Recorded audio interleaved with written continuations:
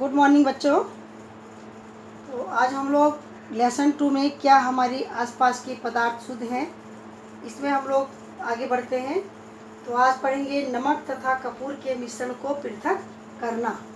तो नमक तथा कपूर के मिश्रण को हम कैसे पृथक करेंगे, तो उसके लिए हमने यहाँ पर देखिए एक चित्र भी इसको बनाया है, उपकरण इसको लिया हुआ है। तो इसमें ये बर्नर है हमारा, ये स्टैंड है नीचे, और ये हमने एक जो है चीनी मिट्टी की प्याली ली हुई है, और चीनी मिट्टी की प्याली में हमने कपूर और नमक का मिश्रण लिया हुआ है। और ये कीप है, कीप को कांच की कीप है, इसको हमने उल्टी इसके ऊपर रख दी है, और कीप के ऊपर जो सिरा है उसका ऊपर खुला हुआ, उस पर हमने रुई का टुकड़ा रख दिया है। तो अब हम देखते हैं कि कैसे हम इसको पृथक करेंगे। तो हम जानते हैं कि कपूर को जब हम गर्म करते हैं तो कपूर ठोस अवस्था से सीधे जो होता है वो गैसीय अवस्था में परिवर्तित हो जाता है, और द्रव में वो नहीं परिवर्तित होता है। तो जब कोई भी पदार्थ ठोस अवस्था से बिना द्रव अवस्था में परिवर्तित हुए सीधे गैसीय अवस्था में परिवर्तित हो जाता है, तो उसे हम ऊर्ध्वपातन कहते हैं। तो कपूर भी जो होता है वो ऊर्ध्वपातन की प्रक्रिया के को प्रदर्शित करता है। तो कपूर को गर्म करने पर वो ठोस अवस्था से सीधे गैस अवस्था में परिवर्तित हो जाता है।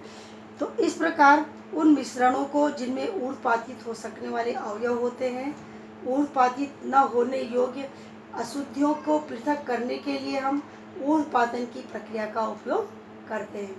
तो इसमें और भी है उदाहरण, जैसे अमोनियम क्लोराइड है, नेफ्थेलीन है, एंथ्रासीन है। तो ये सब भी ऊर्ध्वपातन होने वाले ठोस पदार्थ हैं, तो जिनको हम ऊर्ध्वपातन विधि के द्वारा इसको पृथक करते हैं। तो इसमें हम जो हमने ये सब उपकरण सब ले लिया है, तो उसके बाद हम देखते हैं कि जब हमारा ये जब बर्नर को जब जलाते हैं तो ये धीरे धीरे जो होता है ये गर्म होती है। गर्म होकर के इसके अंदर जो हमारा कपूर और नमक का मिश्रण है, गर्म होने से कपूर जो होता है वो बिना, क्योंकि ठोस अवस्था में होता है, और वो गर्म होकर के उष्मा पा करके वो बिना द्रव में परिवर्तित हुए सीधे जो होता है वो गैसीय अवस्था में परिवर्तित हो जाता है। मतलब वो कपूर जो होता है वाष्प बन करके उड़ जाता है। तो ये कपूर की वाष्प है, ये वाष्प बन करके यहाँ से निकल रही है, जो इस रुई में जा करके इसमें आ जाती है। इस रुई को जाके इसको इसमें आ जाती है। उसके बाद जब इसके अंदर नमक है, नमक को भी जब हम गर्म करते हैं तो नमक के अंदर भी जो होता है, जब वो नमी उसको मिलती है तो वो जो होता है गीला हो जाता है, मतलब वो जलवाष्प जो होता है उसके अंदर आ जाता है, जिससे नमक जो होता है थोड़ा सा गीला हो जाता है। तो जब उसको हम गर्म करते हैं तो उसके अंदर का जो नमक का जल होता है वो भी जो होता है वाष्प बन करके वो भी बाहर निकल जाता है। तो हमें इसके अंदर जो हमारी ये प्याली जो है डिश मिट्टी की, चीनी मिट्टी की जो प्याली है, उसके अंदर केवल हमारा नमक जो होता है वो शेष रह जाता है। बाकी नमक का जो जल होता है वो भी, और जो कपूर होता है वो भी, दोनों जो होते हैं वाष्प बन करके ऊपर उड़ जाते हैं। तो ये हमारा जो है उपकरण है, जिसके द्वारा हम चित्र के द्वारा हमने इसको प्रदर्शित किया हुआ है। तो इससे हमको जो होता है सिद्ध होता है कि जो नमक और कपूर के मिश्रण को जो होता है हम जब पृथक करते हैं तो वो ऊर्ध्वपातन विधि के द्वारा जो होता है वो जो उसको हम पृथक कर देते हैं। क्योंकि वो जो हमारा कपूर होता है वो डायरेक्ट जो होता है बिना द्रव अवस्था में बदले गैसीय अवस्था में परिवर्तित होता है, और वो जो होता है वाष्प बन करके उड़ जाता है। हमारा नमक बचता है, नमक में से भी जो जल होता है वो भी वाष्प बन करके उड़ जाता है, और नमक हमारा केवल से जो उसमें अवशेष के रूप में रह जाता है। तो इस तरह से नमक और कपूर के मिश्रण को हम अलग कर लेते हैं। अब देखिए उसके बाद है हमारा दूसरा, क्या काली स्याही में डाई एक ही रंग है?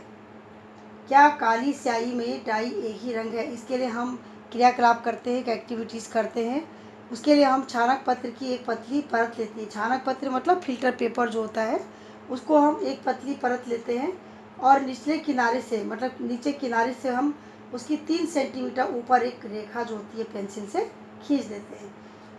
उस रेखा के बीच में फिर जल में घुलनशील जो होती है काली स्याही की एक बूंद रखते हैं। जो काली स्याही होती है जो जल में घुल जाती है, उसकी हम एक बूंद जो होती है उसके बीच में रखते हैं, और उसको सूखने देते हैं।